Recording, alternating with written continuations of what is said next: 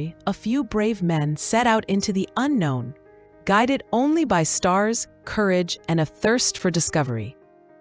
They would change the shape of the world forever. This is the story of the Age of Discovery, when oceans became highways and maps became living documents of ambition, greed, and glory. Lied on the Silk Road, a network of trade routes connecting the West to Asia. Through it came silk, spices, and precious stones, goods that defined status and power. But when the Ottoman Empire rose and took control of Constantinople in 1453, land routes to the east were blocked. A new question emerged. Could there be another way to reach the riches of the East by sea? This question would ignite one of the greatest chapters in human history. Portugal, a small nation on Europe's western edge, took the lead.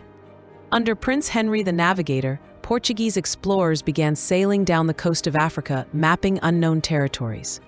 Each voyage pushed the boundary of the known world a little further.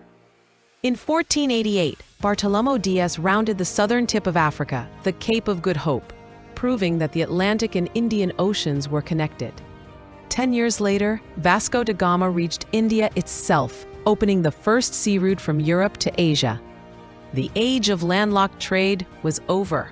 While Portugal sailed east, Spain looked west.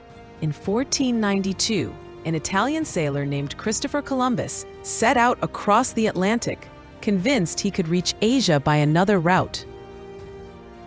Instead, he landed on islands in the Caribbean, unknowingly discovering a world that Europeans had never seen before. This single voyage connected two worlds that had been separated for millennia, the Americas and Europe, and with it, a new global era began.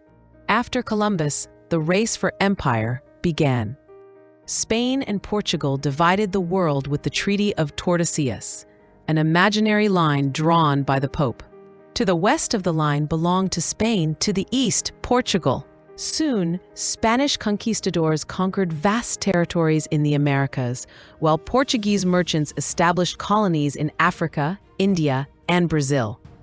Other nations, England, France, and the Netherlands, soon joined the race, competing for colonies, spices, and gold.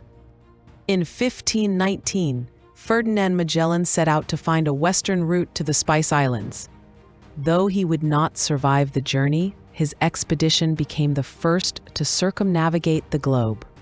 For the first time, humanity understood the true scale of the Earth. Maps were redrawn, coastlines filled in, and the oceans, once feared, became bridges connecting the continents.